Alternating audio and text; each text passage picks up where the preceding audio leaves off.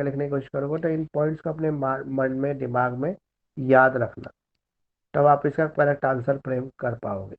जैसे मैंने 5 क्वेश्चन तक तो एक वीडियो आपको दी थी इसकी, उसमें डिस्कस कर दिए थे। उसके आगे पहले मैं आपको एक बार बताया था, क्योंकि अभी आपके पास 2 दिन है इसको करने के लिए। तो 2 दिन है तो थोड़ा सा हम ठीक से इसको कर सकते हैं। तो पहले हम वो कवर कर लेते हैं जो असाइनमेंट में रह गया। उसके बाद फिर हम वो कवर कर लेंगे जो मुझे लगता है कि इंपॉर्टेंट है। तो पहला इसमें क्वेश्चन नंबर 6 है, discuss the theory of natural law given by Rudolf स्ट्रमर।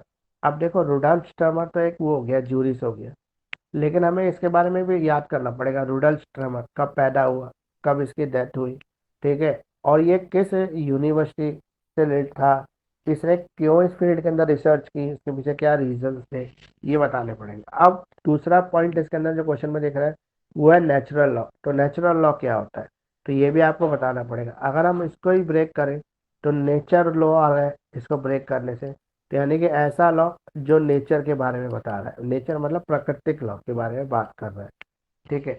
तो प्रोफेसर कौन है, रुडॉल्फ स्ट्रैमलर है, जो कब पैदा हुए थे, 1856 में पैदा हुए थे। कब इनकी डेथ हुई, 1938 में इनकी डेथ हुई थी, ठीक है।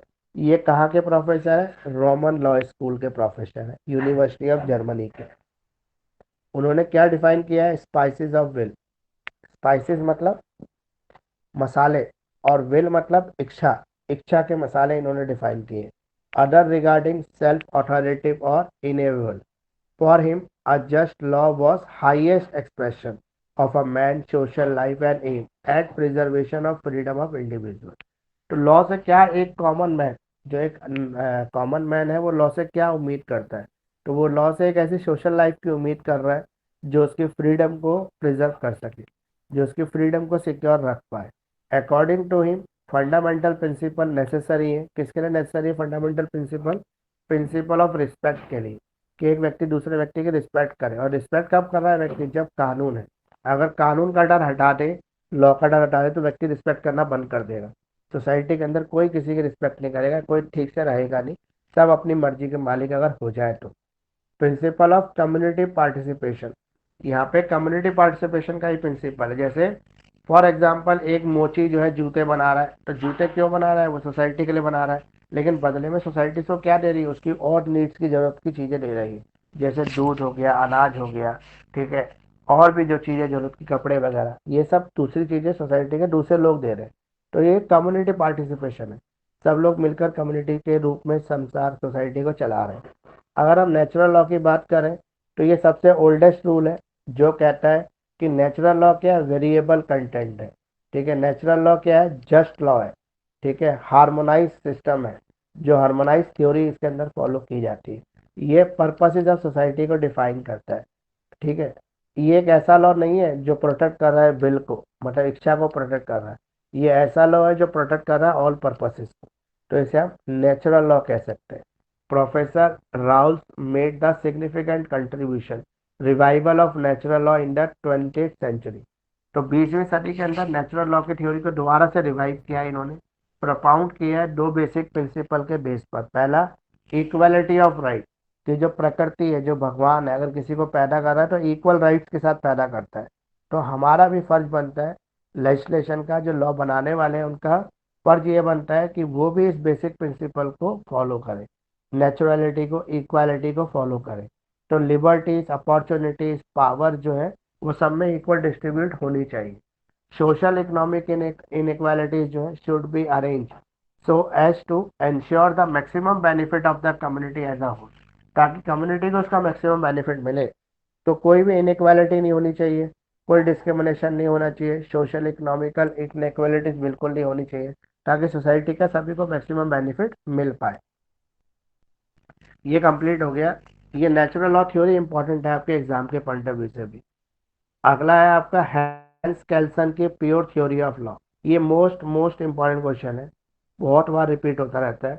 इसके 3 क्वेश्चन बनते हैं। पहला क्वेश्चन तो यही है, केल्सन प्योर थ्योरी ऑफ लॉ, या सिर्फ बोलेगा प्योर थ्योरी ऑफ लॉ तो वो भी केल्सन की है, प्योर थ्योरी ऑफ लॉ।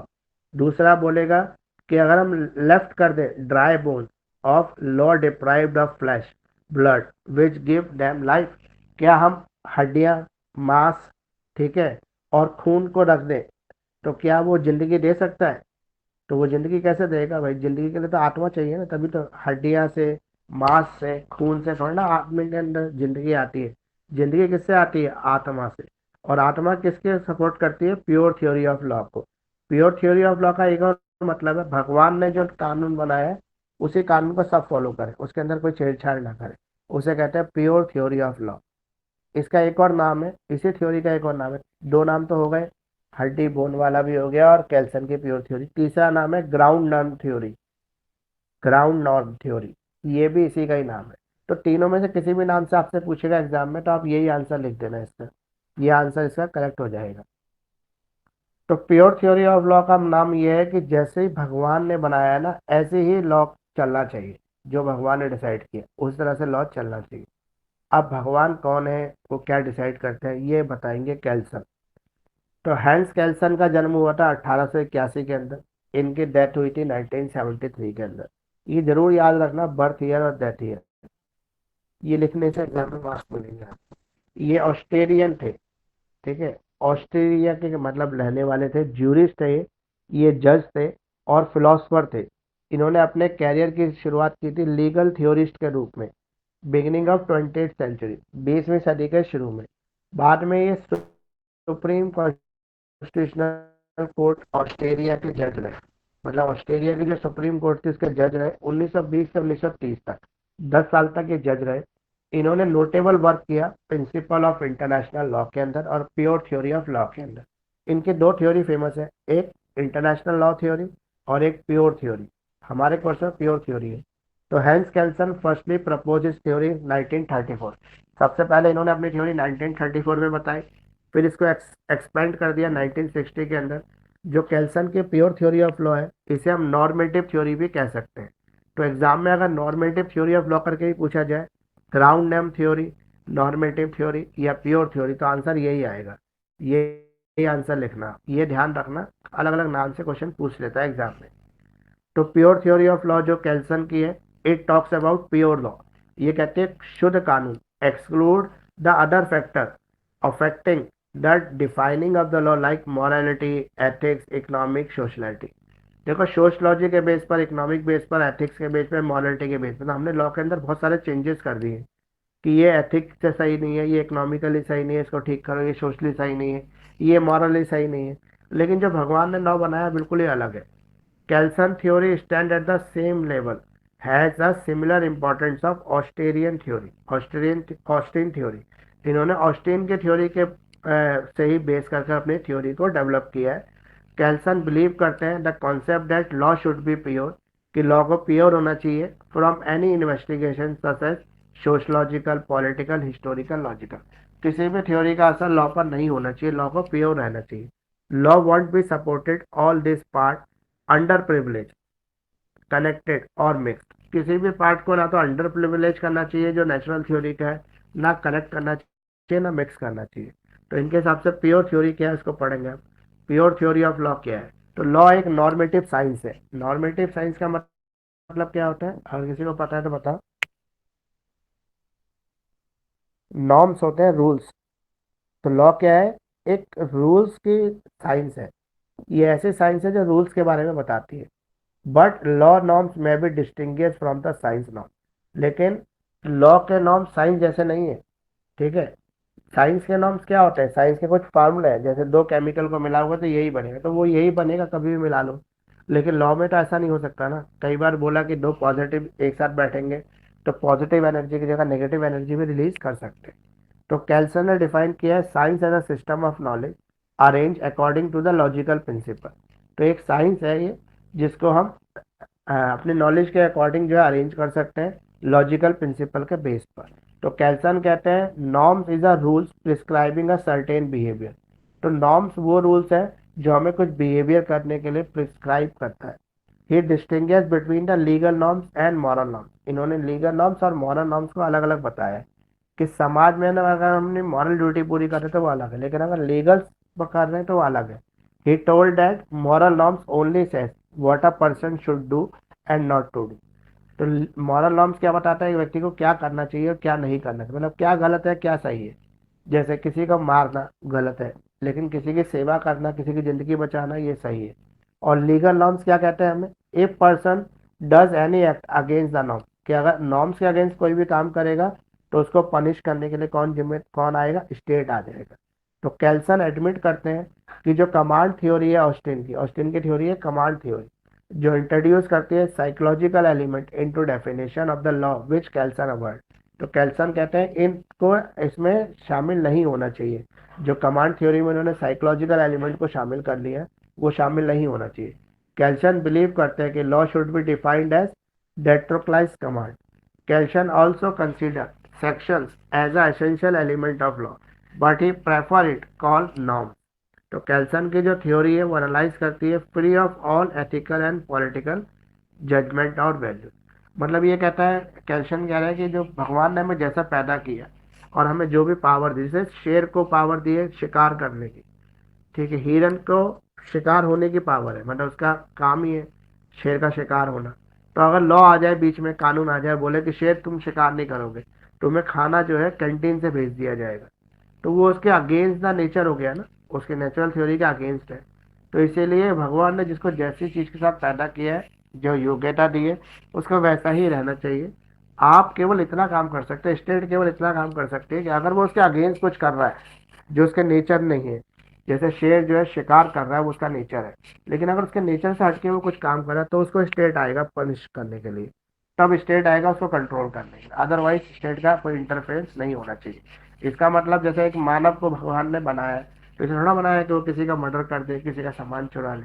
उसको एक नेचुरल भगवान ने बनाया है एक धरती पर जीने के लिए, ताकि वो अपने लिए भी जिए और दूसरों के लिए भी जीता रहे। लेकिन अगेंस्ट इस थ्योरी को वो कुछ करता है तो कौन आएगा, स्टेट आएगा उसको पनिश करने के लिए। तो ये नेचुरल थ्योरी है जो कहती है जैसा नेचर ने आपको बनाया उसी क्वालिटीज के साथ आपको रहना चाहिए। जैसे शेर को मांस फाड़ने के लिए दांत दिए, लेकिन वही दांत जो है बंदर के पास नहीं है, हिरन के पास नहीं है जो मांस को फाड़ सके, क्योंकि वो वेजिटेरियन है, शाकाहारी लोग हैं इस वजह से। तो नॉर्म्स एंड वैलिडिटी की बात करें तो कैल्सन की जो थ्योरी है वो लीगल मीनिंग बताती है एक्ट के अंदर। We can help to legal norms, जिसे हम लीगल नॉर्म्स कह सकते हैं। तो norms is the meaning of the act of will by which the certain behaviour is command और परमिटेड और ऑथराइज। तो नॉर्म्स क्या है, बिहेवियर है, कमांड है, परमिशन है, जिसको ऑथराइज करते हैं कौन, स्टेट करती है। तो वैलिडिटी ऑफ नॉर्म्स जो है उसको डिस्क्राइब कर सकते हैं। वैलिडिटी का मीन्स है स्पेसिफिक एग्जिस्टेंस ऑफ नॉर्म, कि नॉर्म्स कब तक लागू रहेंगे। तो वैलिडिटी नॉर्म्स जो है वो नॉर्म्स है, बाइंडिंग करते हैं जो इंडिविजुअल को, और to behave in the manner determined by the norm. तो कैल्सन जो है कैप्चर करते हैं फॉलोइंग टू पोस्टुलेट्स को। Every two norm that ultimately derive their validity from one basic norm belong to the same legal system. All legal norms of a given legal system ultimately derive their validity from one basic norm. The reason for validity of a norm can only be the validity of another norm. तो एक norms की validity दूसरे norms के साथ जुड़ी हुई है, अगर एक अपने नॉर्म्स का वायलेशन करता है तो दूसरा ऑटोमेटिकली वायलेट हो जाएगा। तो लीगल ऑर्डर जो है does not lose its validity when a single norm ceases to effect, nor does a single norm lose its validity if only in effected from time to time। तो जो norms है उनकी जो validity है, जो effectiveness है, वो दूसरे नॉर्म्स के साथ जुड़ी हुई है। इसलिए एक इंडिविजुअल की हमेशा ये ड्यूटी है कि अपने नॉर्म्स के अकॉर्डिंग बिहेवियर करे, ठीक है। अगर वो कुछ भी ऐसा करता है जो अगेंस्ट द नॉर्म है तो उसे दूसरे की जो वैलिडिटी ऑफ नॉर्म्स है वो इफेक्ट हो जाता है। Separation of law from social science and moral.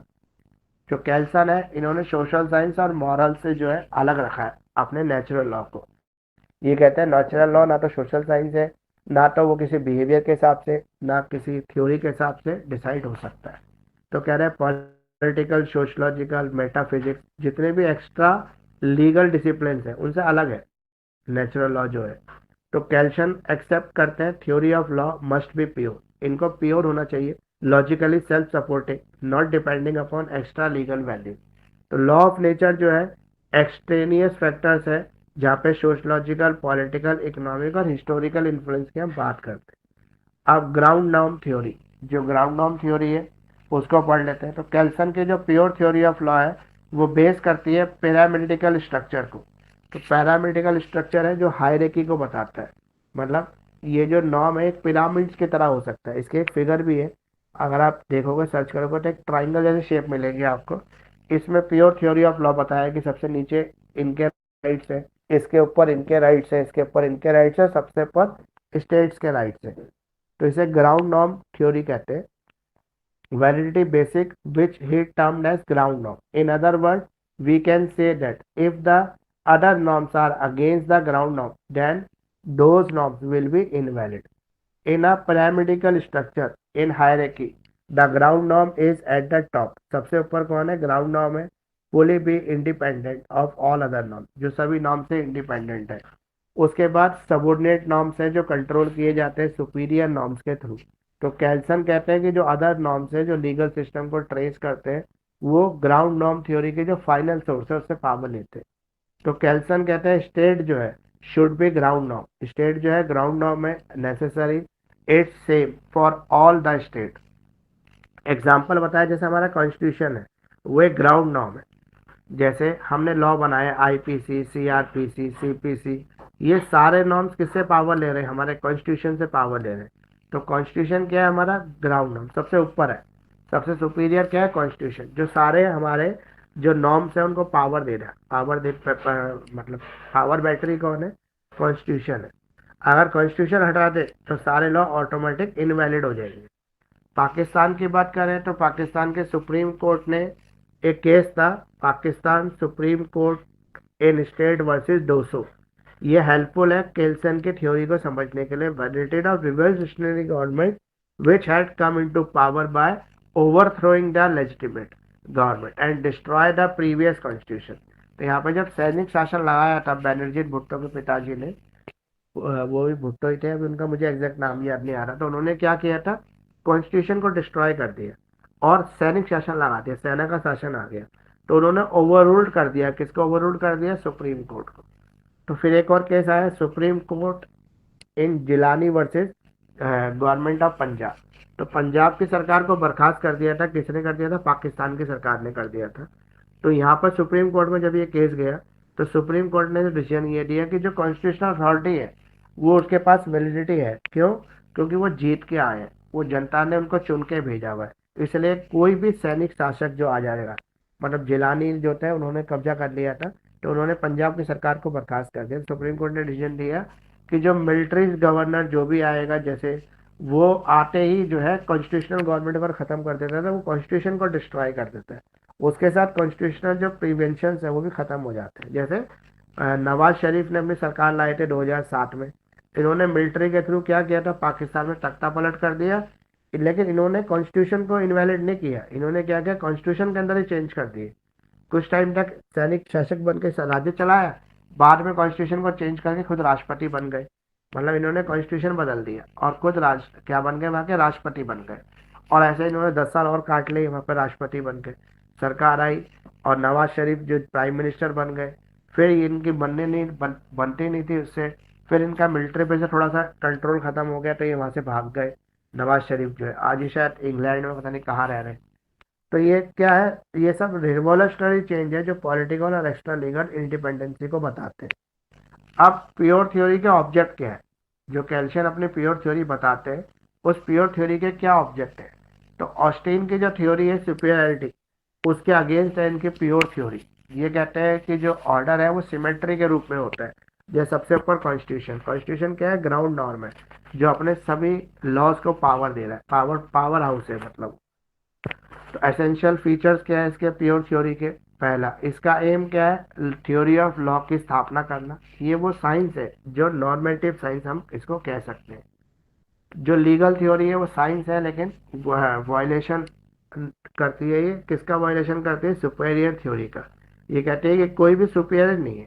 जैसे हमारे यहाँ पर जो लॉ है वो सबसे ज़्यादा सुपीरियर है, कॉन्स्टिट्यूशन सुपीरियर है, लेकिन कहते हैं नेचर सुपीरियर है, नेचुरल लॉ सुपीरियर है।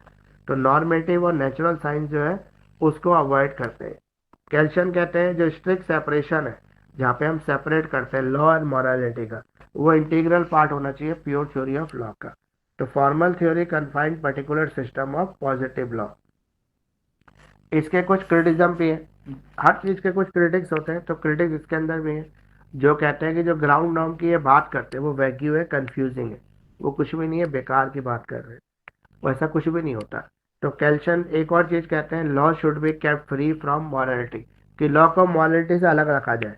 लेकिन अगर हम एक्चुअली देखें, क्रिटिक्स ये कहता है अगर हम एक्चुअली देखें तो विदाउट मॉरलिटी लॉ जो है एप्लीकेबल ही नहीं हो सकता, लॉ का कोई अस्तित्व ही नहीं है, लॉ इफेक्टिव ही नहीं होगा, लॉ की इफेक्टिवनेस खत्म हो जाएगी विदाउट मॉरलिटी। तो कैल्सन जो कहते हैं कि जो लॉ है वो साइंस है और थ्योरी है that understood the through logic, जो लॉजिक के थ्रू समझने की कोशिश करती है। लेकिन यहाँ पे ये कहते हैं क्रिटिक्स जो है वो कहता है कि जो ग्राउंड नॉर्म है उसके लॉजिक को समझना ही मुश्किल है। तो ग्राउंड नॉर्म जो है वो टेक करता है वैलिडिटी, वो वैलिडिटी को टेक कर रहा है, क्रिएट नहीं कर रहा है। तो विदाउट द सोशलॉजिकल फाउंडेशन हम किसी भी ऐसे सोशल फैक्ट को नेग्लेक्ट या एक्सक्लूड नहीं कर सकते। तो कंक्लूजन में हम कह सकते हैं कि कॉन्ट्रीब्यूटिव थ्योरी है इनकी ये, इन्होंने कई बेसिक क्वेश्चंस के आंसर दिए हैं अपने थ्योरी के थ्रू, और प्योर थ्योरी ऑफ लॉ को इन्होंने प्रमोट किया है। तो सोशल साइंस, मॉरलिटी इनको अवॉइड करते हैं, कहते हैं प्योरली जो है वो लॉ लागू होना चाहिए। सेकेंड रिस्पेक्ट जो है प्योर थ्योरी ऑफ लॉ की, वो यही है कि जो लॉ है और मॉरलिटी से बिल्कुल अलग है, लॉ के अंदर मॉरल साइंसेस नहीं है। तो ये कंप्लीट हो गया आपका क्वेश्चन पूरा। जो प्योर थ्योरी ऑफ लॉ ये एग्जाम के पॉइंट ऑफ व्यू से इंपॉर्टेंट है, इसलिए इसको ध्यान से कर लेना। अगला क्वेश्चन है ऑस्टिन के थ्योरी ऑफ सोवेरेनिटी, सोवरेन के थ्योरी। सोवरेन की थ्योरी किसने बताई है? ऑस्टिन ने बताई। सोवरेन का मतलब ये है कि हम अपने राजा खुद हैं। जैसे इंडिया अपने आप को एक सोवरियन कंट्री कहता है, यानी कि इंडिया का जो बॉर्डर है, इंडिया का जो जल बॉर्डर है, वायु बॉर्डर है, और जो थल बॉर्डर है, यानी कि लैंड में, एयर में और वाटर में जो हमारी बाउंड्री है, हर चीज़ बटी हुई है ना, समुद्र भी बटे हुए हैं, ठीक है, सीज के अंदर भी डिवीजन हो रहा है, कहाँ तक इंडिया का रूल चलेगा, कहाँ पर फिर वो ऐसा एरिया आ जाएगा जिस पर किसी का रूल नहीं है, फिर दूसरे किसी कंट्री का आ जाएगा। इस तरह से हवा में भी बटा हुआ है कि अगर आपको इंडिया के ऊपर फ्लाई करना है तो इंडिया की परमिशन लेके ही कोई भी प्लेन जो है वो जा सकता है इंडिया के ऊपर से। ऐसा नहीं है कि कोई भी इंडिया के एयर वाटर में घुस जाए। फिर हमारी जो लैंड की बाउंड्रीज भी है, तो यहाँ पर हमारा किसका ऑर्डर चल रहा है इन सब के अंदर? इसके अंदर इंडिया का ऑर्डर चल रहा है। क्यों चल रहा है? क्योंकि इंडिया एक सोवरियन कंट्री है, जो किसी और का अब वो नहीं है। जैसे हम अंग्रेजों के पहले क्या थे, अंग्रेजों ने हमें उपनिवेश बना रखा था, मतलब क्या बना रखा था, क्या कहते हैं इंग्लिश में इसको, अंग्रेज लोग क्या बनाते थे, ब्रिटिशर जो थे कब्जा करने के बाद, कॉलोनी, हाँ कॉलोनी। कॉलोनीज तो हम कोई बनाते ब्रिटिश थे। कॉलोनी नहीं है। हाँ, हम कोई ब्रिटिश कॉलोनी नहीं है जिसके ऊपर किसी और का चार्टर आएगा और वो शासन चलाएगा। हम अपने राजा खुद है। तो इसे सोवरियन कहते हैं, theory of sovereign, rule of sovereign. तो सोवरेनिटी की थ्योरी जो है ऑस्टिन ने दी थी। ऑस्टिन ने बताया कि सोवरियन कौन होते हैं, सोवरियंस के क्या रूल होते हैं, और किस तरह से सोवरियन जो है परफॉर्मेंस करते हैं। तो अगर हम सोवरियन थ्योरी के कॉन्सेप्ट को समझें तो ये सब्जेक्ट है जिसमें वाइड डिस्कशन की जरूरत है, जो एक्सट्रैक्ट करता है important influence upon the legal thought को, जो लास्ट हाफ सेंचुरी जो है, मतलब अभी जो पिछले 50 साल रहे हैं उसके अंदर ज़्यादा ये थ्योरी बाहर आई है प्रपाउंड होके। इम्यूनिकेट analytical school of jurisprudence, analytical school of jurisprudence की एक थ्योरी है सोवरियन थ्योरी, जो जॉन ऑस्टिन ने कंप्राइज की थी, मतलब इन्होंने बनाई थी जॉन ऑस्टिन ने। तो जॉन ऑस्टिन का जो व्यू है इस थ्योरी के लिए, उसको सपोर्ट किसने किया है? हॉब्स ने और बेंथम ने, इन्होंने भी सपोर्ट किया है इसको। तो lecture on jurisprudence published in 1832, इनका जो एक लेक्चर पब्लिश हुआ था 1832 में, उसके अंदर उन्होंने ये थ्योरी बताई थी, ठीक है। Define in the general way, general way के अंदर इन्होंने बताया command given by the superior of an inferior. तो सोवेनिटी की थ्योरी कहती है कि एक सुपीरियर अपने इंफीरियर को ऑर्डर देता है। जैसा हमारे अंदर जो सोवेनिटी इंडिया की, उसमें हमारा सुप्रीम कौन है? कॉन्स्टिट्यूशन है। और इंफीरियर कौन है? सारा इंडिया का सिस्टम, चाहे वो जुडिशरी है, चाहे वो लेजिस्लेशन है, चाहे वो एडमिनिस्ट्रेशन है, चाहे वो पब्लिक है, वो सब के लिए ऑर्डर कौन दे रहा है? कॉन्स्टिट्यूशन दे रहा है। तो कॉन्स्टिट्यूशन एक सुप्रीम पावर है, सोवरियन पावर है हमारी, वो कॉन्स्टिट्यूशन है। और पहले हमारी जब हम कॉलोनी थे ब्रिटिश की, तो हमारा सोवरियन कौन था? हमारा सोवरियन ब्रिटेन था, जो हमें चार्टर के थ्रू, ठीक है, रॉयल एक्ट के थ्रू हमें चलाता था, बार बार हमारे लिए ऑर्डर्स बना के भेजता था, उस हिसाब से हमें काम करना पड़ता था। तो सोवरियन की जो सोवरिनिटी की थ्योरी है, थ्योरी ऑफ सुपीरियर की है, जहाँ पे सोवरियन ऑर्डर देते हैं अपने नीचे वाले लोगों को। तो सोवरियन थ्योरी जो है सोसाइटी की भी थ्योरी कह सकते हैं हम इसको, यहाँ पे including the superior social, political और इंडिपेंडेंट। जो सुपीरियर होता है वो सोशल बेस पे हो सकता है, पॉलिटिकल बेस पे हो सकता है और इंडिपेंडेंटली भी हो सकता है। तो पॉजिटिव लॉ है जो पॉजिटिव की बात करता है, नेगेटिव की बात नहीं करता है, इसलिए इसको लॉ ऑफ पॉजिटिविटी कह सकते हैं। सोवरियन पर्सन जो है, बॉडी ऑफ मेंबर जो है वो इंडिपेंडेंट है पॉलिटिकल सोसाइटी से, देयर फॉर दैट पर्सन और the body of the sovereign और सुप्रीम। तो जो हम टेस्ट ऑफ सुपरियनिटी की बात करें, कैसे चेक करें कि कोई कंट्री सोवरियन है कि नहीं है, तो उसके लिए हमें ये चेक करना पड़ेगा कि उसके ऊपर किसी और का कोई प्रेशर तो नहीं है, उसके जो मेंबर्स हैं वो फ्री है, ठीक है, उनके ऊपर किसी, जैसे आप इंडिया का चेक करना है कि इंडिया कोई कॉलोनी तो नहीं है, तो क्या चेक करें कि हम फ्री हैं, जो इंडियन के सिटीजन है उनके पास पावर है कि वोट के थ्रू वो अपने राजा को चुन सकते हैं, मतलब हम अपने प्रेसिडेंट का वो करते हैं ना, नॉमिनेशन करते हैं, क्योंकि हमारे भारत का जो हेड है वो कौन है, प्रेसिडेंट ऑफ इंडिया है, ठीक है। तो ये सब चीज़ें क्या हो रही है, हम पब्लिक ओपिनियन की बात कर रहे हैं, मॉरलिटी की बात कर रहे हैं, हम लोकल रिप्रेजेंटेशन की बात कर रहे हैं, इलेक्ट्रोड बॉडी की बात कर रहे हैं। तो ये सब क्या है, थ्योरी ऑफ सोवरियन है कि हम सोवरियनिटी की बात कर रहे हैं। लेकिन इसके भी कुछ क्रिटिज्म भी हो सकते हैं, तो इसके भी कुछ क्रिटिज्म्स हैं। जो क्रिटिक है वो कहते हैं कि जो थ्योरी ऑफ सोवरिनिटी की जो बात की जा रही है वो डिटर्मिनेट करती है body has found many critics among the historical jurist marine.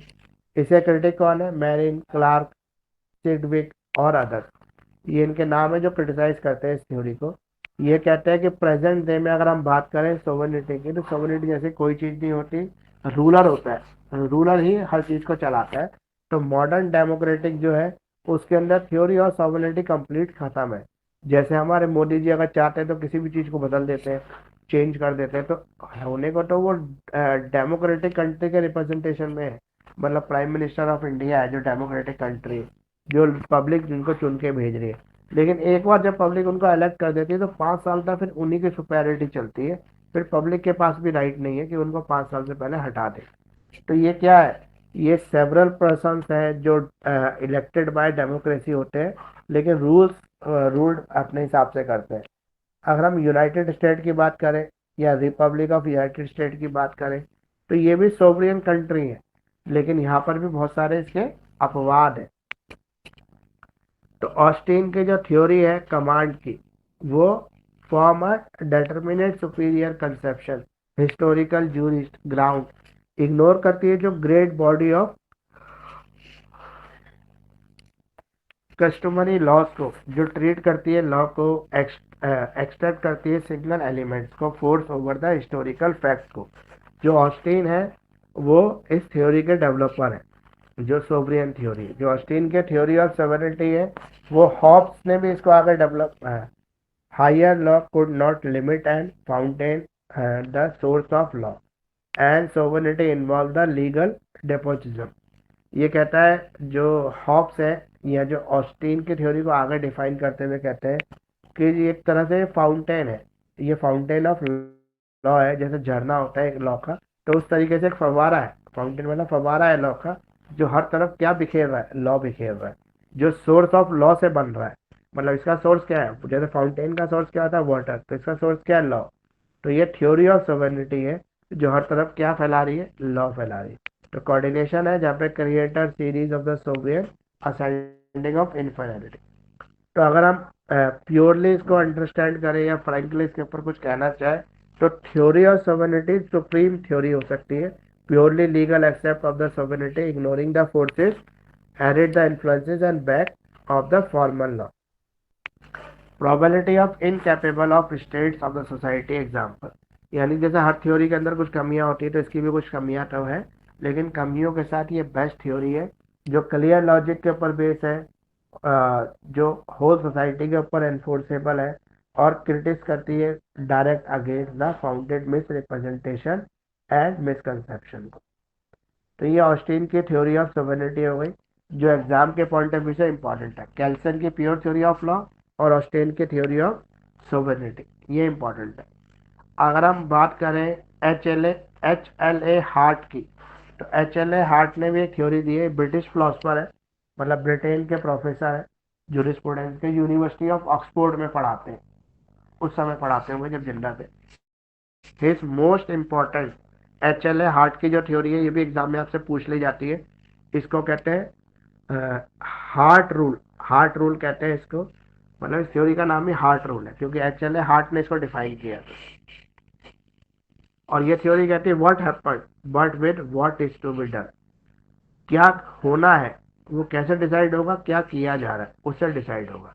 मतलब क्या होना है उसका कैसे पता लगेगा, क्या हो रहा है उससे पता लगेगा।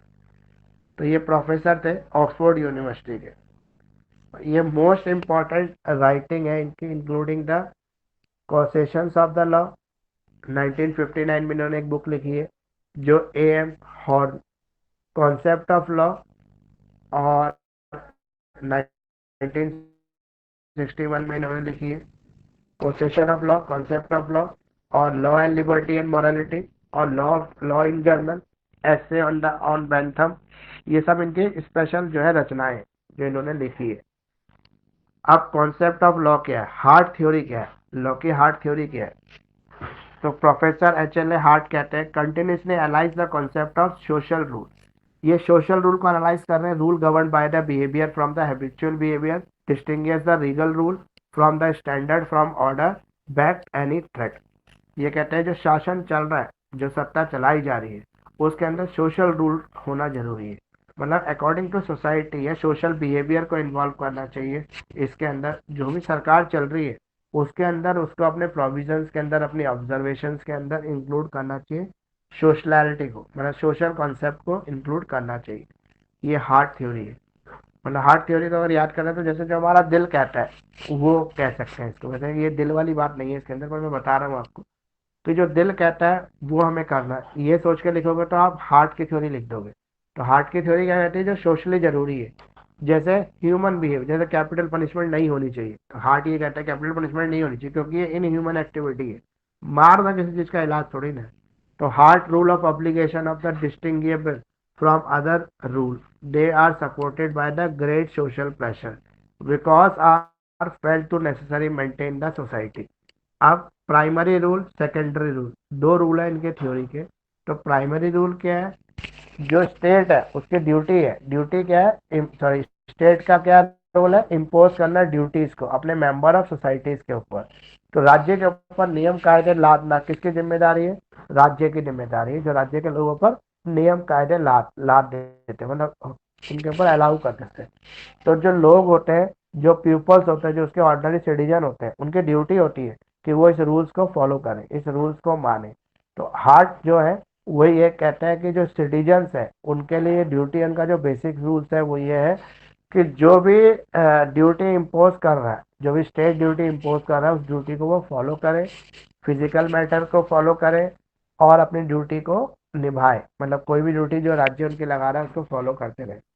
सेकेंडरी रूल क्या है इनका, सेकेंडरी रूल है कि one which let people by doing certain things introduce the new rule of the first kind of I alter them. The people give private individual and public bodies power to introduce or vary first kind of rule. Secondary rule है not duty imposing rule. पहली duty तो impose करना था rule का, second हो गई duty कि rule को इम्पोज नहीं करना। They are what Hart called power conferring rule. Hart ये कहता है कि समाज में किसकी चलेगी, जिसके पास पावर होगी। जो डोमिनेट कौन करेगा, जो ज्यादा संख्या में होगा। तो यहाँ पे जो थ्योरी है वो थ्योरी कौन सी चल रही है, पावर थ्योरी चल रही है। तो यहाँ पे कोर्ट है, मैरिज है, विल है, डेलीगेटेड एजुटेशन है, ये सब पावर थ्योरी के ऊपर बेस है। कॉन्स्टिट्यूशन इनकी पावर है, इंडियन कॉन्स्टिट्यूशन जो है पावर दे रहा है। किसको पावर दे रहा है, स्टेट को दे रहा है, सेंटर को दे रहा है। और कॉन्करेंट लिस्ट भी है जहाँ पे स्टेट और सेंटर दोनों काम कर सकते हैं। तो ये कॉन्स्टिट्यूशन क्या काम कर रहा है, फिर एक लिंक का काम कर रहा है, एक रिलेशनशिप डेवलप करने का काम कर रहा है। और rule of adjudication, rule of change और रूल ऑफ रिकॉग्नाइजेशन, ये थ्री मेजर रूल्स हैं जो इस थ्योरी के अंदर फॉलो किए जा रहे हैं सेकंड थ्योरी के अंदर। रूल ऑफ एजुडिकेशन क्या है, मेनली रिप्रेजेंट करता है those rule which confirm a direct power to adjudicate the power of dispute, empower the supreme court, issue the prerogative writ. Article जो 131 है, 132 है, 134 है, 133 जो है, that empower the Supreme Court, the original and appellate jurisdiction। जो supreme court को दो तरह का डिसीजन दे रहा है, मतलब दो तरह की पावर दे रहा है, एक अपील सुनने की और एक उसके ओरिजिनल जुरिडिक्शन है। असली जो अधिकार है सुप्रीम कोर्ट के वो। तो आर्टिकल 323A है, 23B जो है वो ट्रिब्यूनल है जो एजुकेट करता है मैटर ऑफ डिस्प्यूट को। तो कॉन्स्टिट्यूशन के पास ये पावर है कि वो कंफर्मिंग कर सके कि कोर्ट के अंदर कार्रवाई कर रही है कि नहीं। तो रूल ऑफ चेंज, तो रूल ऑफ चेंज क्या है, मॉडिफिकेशन रूल है जहाँ पे लेजिस्लेटिव बॉडी जो है पावर ग्रुप की वजह से चेंज होती है। तो this power is necessary to affect kinds of notification. तो आर्टिकल 368 जो है वो पावर ऑफ पार्लियामेंट है जो एम्ड है कॉन्स्टिट्यूशन प्रोसीजर दिया, यानी कॉन्स्टिट्यूशन जो है उसके तरीके से प्रोसेस किया जाएगा। तो law include the power to repeal, remove difficulties. अब है रूल ऑफ रिकॉग्नाइजेशन। तो हम रूल ऑफ रिकॉग्नाइजेशन की बात करें तो रिकॉग्नाइज करता है ये रूल को, एग्जिस्टेंस को, वैलिडिटी को। Hart believe that the rule of recognition is most important rule. Recognise tells as how to identify a law, law को कैसे आइडेंटिफाई करना है। तो ये सिस्टम है जो जुडिशियल प्रेसिडेंस की बात करता है, हायर की बात करता है।